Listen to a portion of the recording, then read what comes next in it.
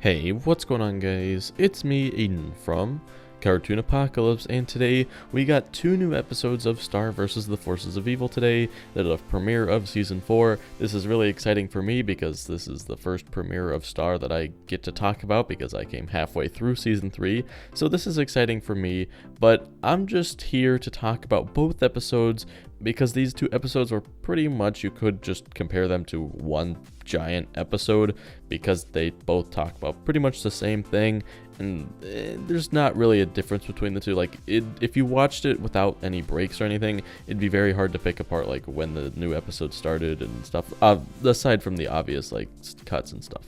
But I'm going to be talking about my thoughts on this episode. I'm going to be analyzing it. And if you enjoy this type of content, you can leave a like and subscribe for more, because I will be making an episode analysis on every new episode of Star we get in the future. So if you enjoy this type of content, again, subscribe for more.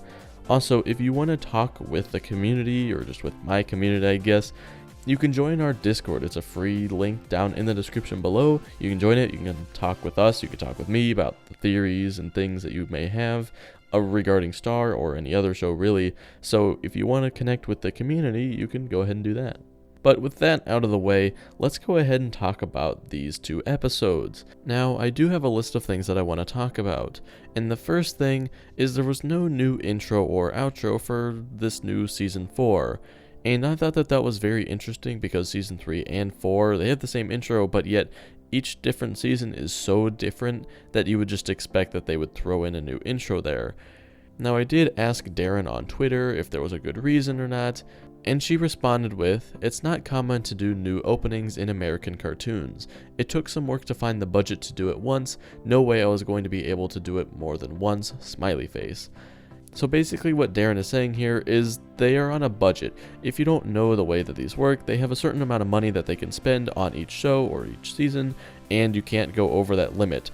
So that's the reason why, you may have seen two different animation styles in Star, because the cheaper episodes, they do the more flash type of animation where it's cheaper to produce, but for the more intense episodes, they put more budget and more money into that to make the episode look better. So that's why that they didn't put in any money to start a new intro, because they just put the money into something else, and something more important.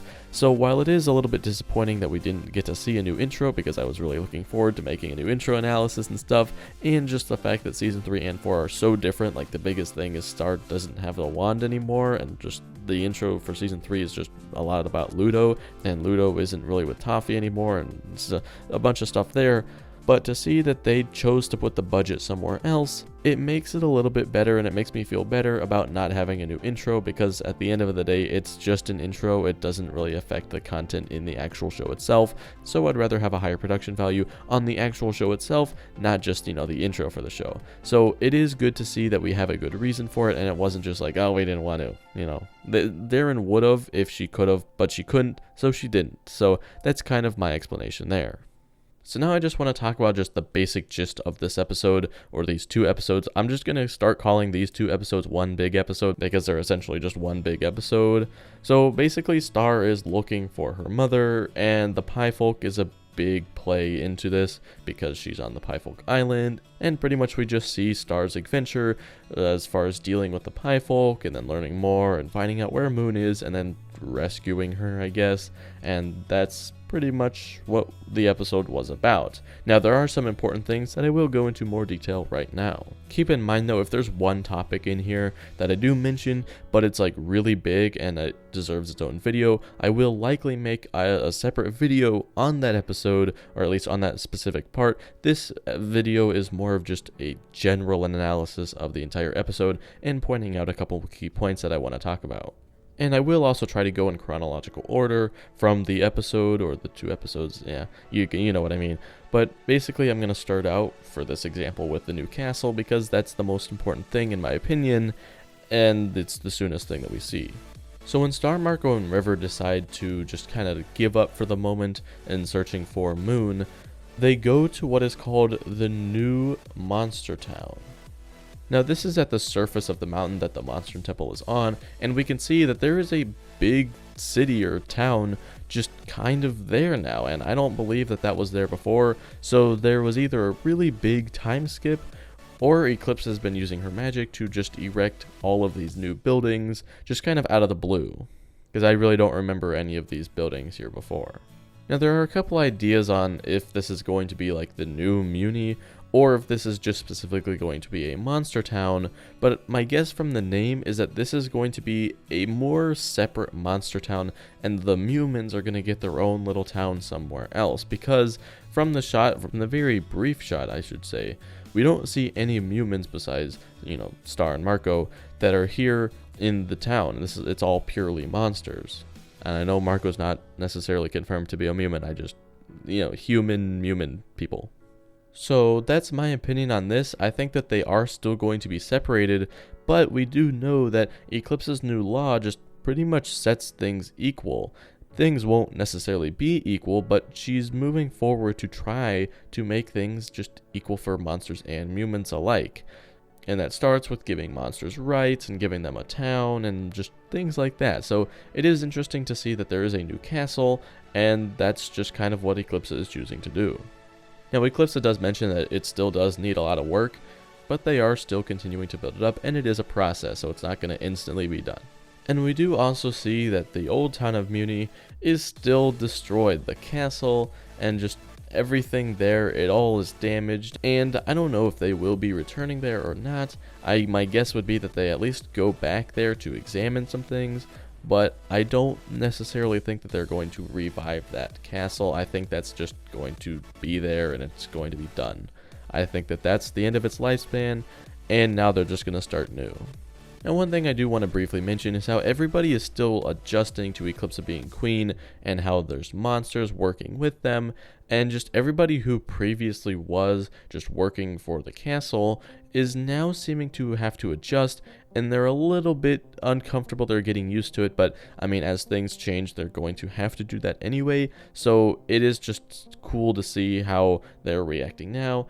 And then maybe at the end of the season, we can see them, they're fully adjusted and things like that. Now the next thing I want to talk about is Globgor. We can see that Eclipse has hired, or at least asked, monsters to come and try to at least, for the moment, break out Globgor, but we can see that it is crystal and it's not really working. Now we don't know if Eclipse has done magic or not. We've seen some promos that it looks like she's trying to do magic to free him, but at the moment, this is her attempt, and it's just using pickaxes and things to try to chip away at the crystal, but it doesn't appear to be working.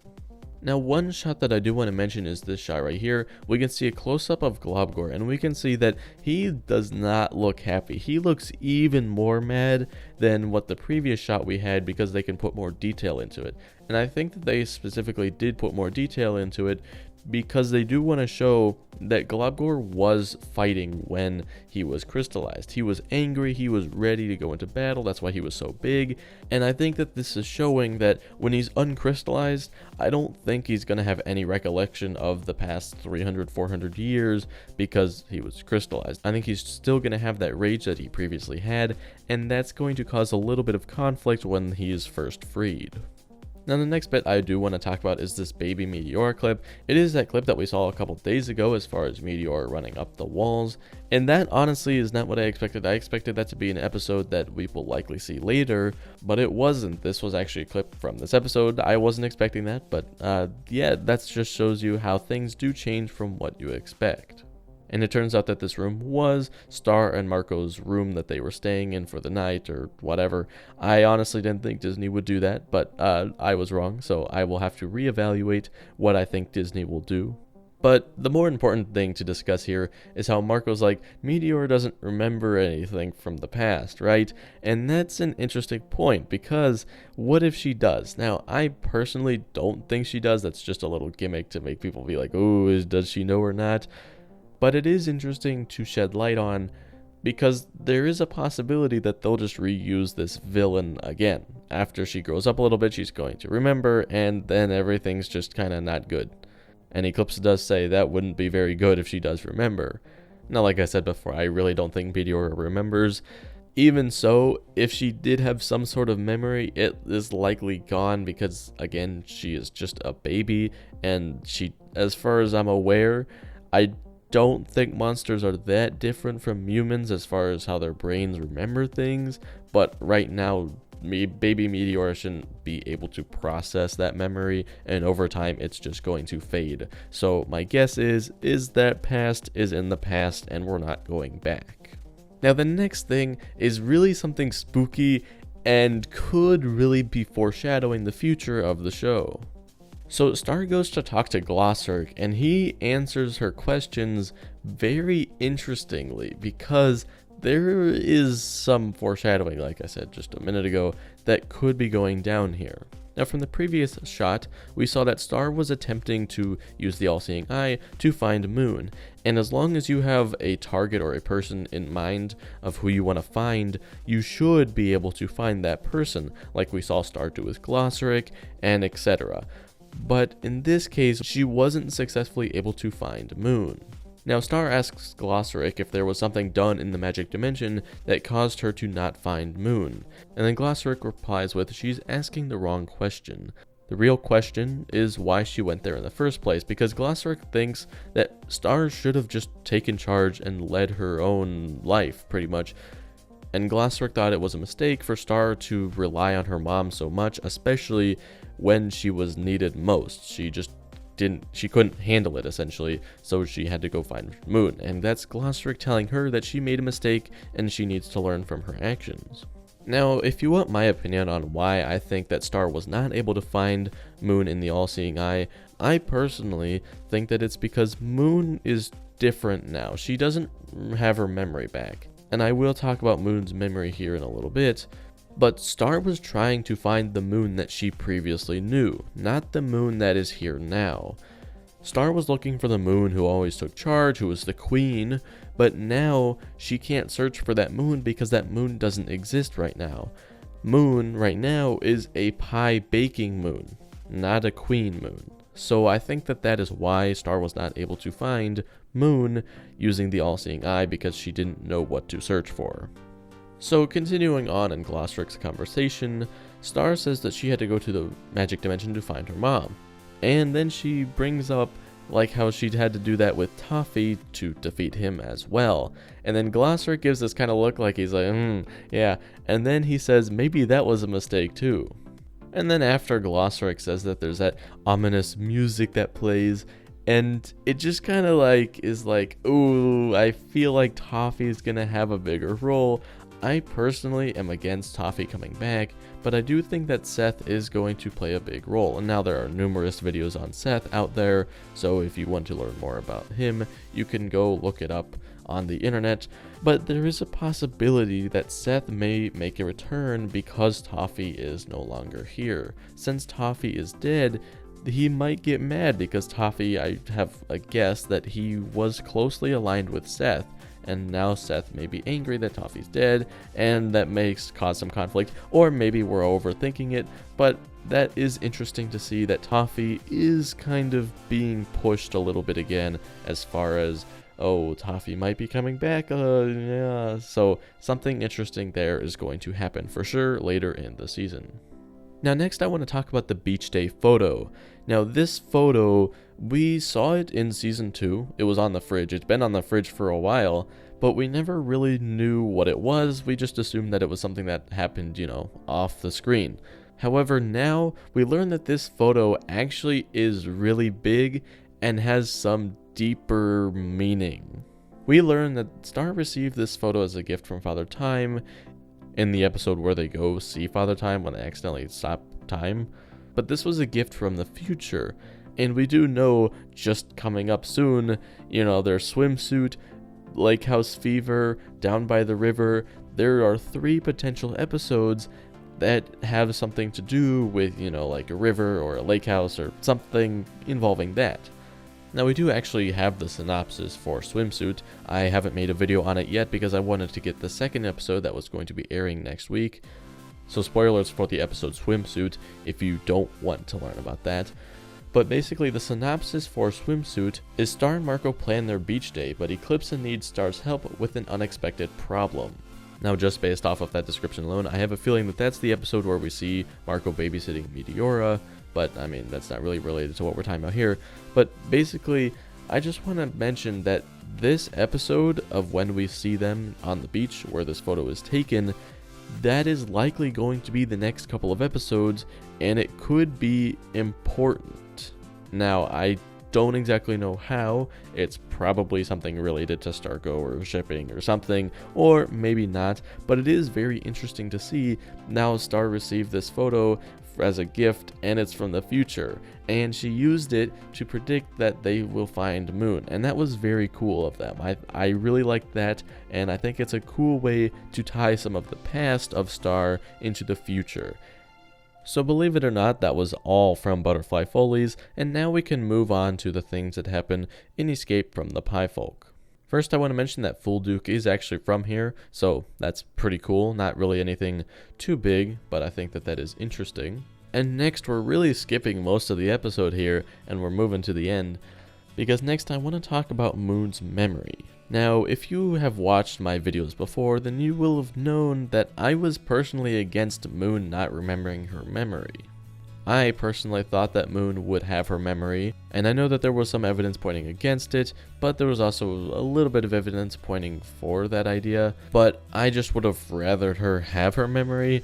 I don't know why, that's just my own personal opinion. I don't like the route of her not having her memory, mostly because Star had her memory when she woke up, and I think that that's why I would have rather her had her memory, because, I mean, Star had her memory when she got back. But it does make sense on why she didn't have her memory, because Moon spent roughly 4 days there as far as when Star was first elected queen, because we know that she was queen for 4 days according to the Magic Book of Spells. So it does make sense why Moon's memory is gone, because she spent a lot of time in the Magic Dimension, and Magic has the tendency to make you lose your memory, and that's just the way it works. And that prompts us to believe that Moon Remembers is going to be about Moon getting her memory back, just because that makes sense based off of the title.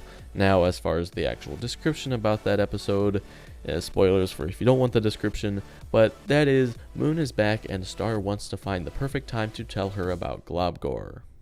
Now, I think that this does mean that Moon gets her memory back fairly soon in the actual episode, because it is the episode, at least description, it's going to be 10 minutes of the description is Star trying to find the perfect time to tell her about Globgor.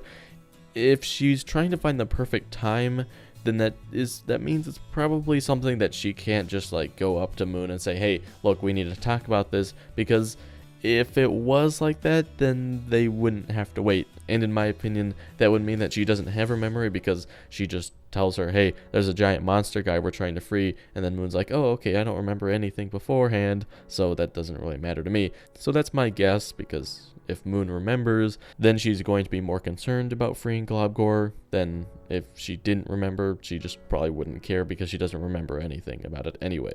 Now, how Moon will get her memory back? Well, we saw a clip from the promo where Moon just starts like, it looks like she has this grand realization, and I have a feeling that that's when it's actually going to be taking place, but honestly, I don't really know. So that'll be interesting to see next weekend.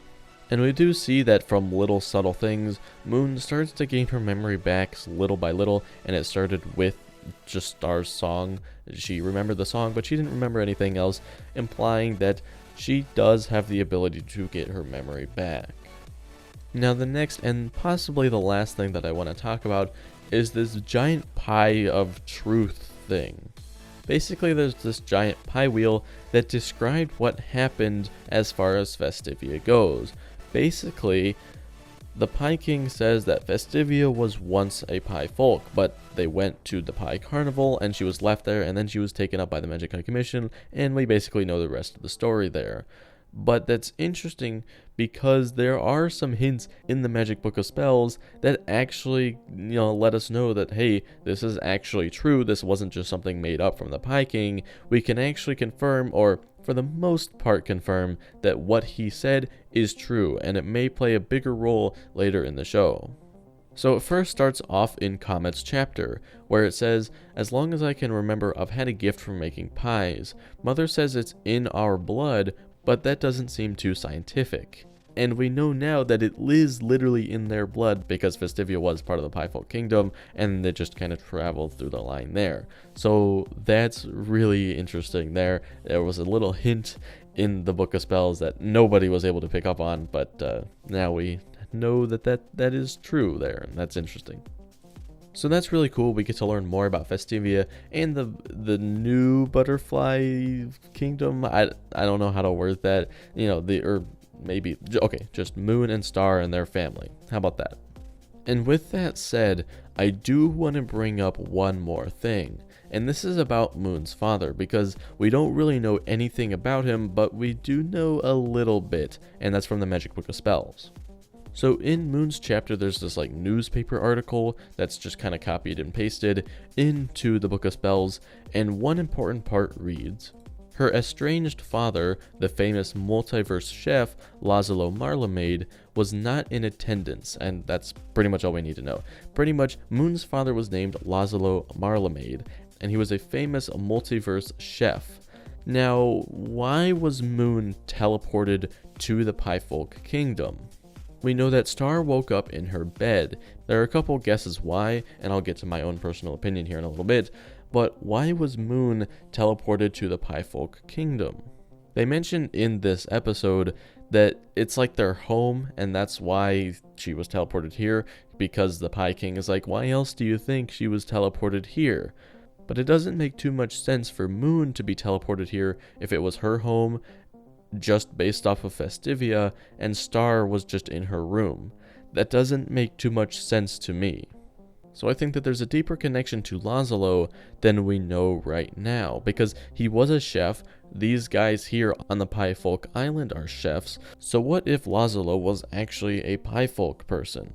And the reason Moon was teleported here was because maybe she was born here. I don't think we know if Moon was born on the Piefolk Island or in the Kingdom of Muni, but we do know that Comet got married and she was gone, and then she got pregnant, and then they divorced, and then there's a little bit of we don't really know. So there was a possibility that Moon was actually born on the Piefolk Island, and where they get teleported to from at least the firstborn was back to their home point of origin. And so Star, since she was born at the castle, she was just teleported back there. And Moon, since maybe she was born on the Piefolk Island, maybe she was teleported back there. Now, I do think that there is some deeper connection as far as Laszlo and the Piefolk Island.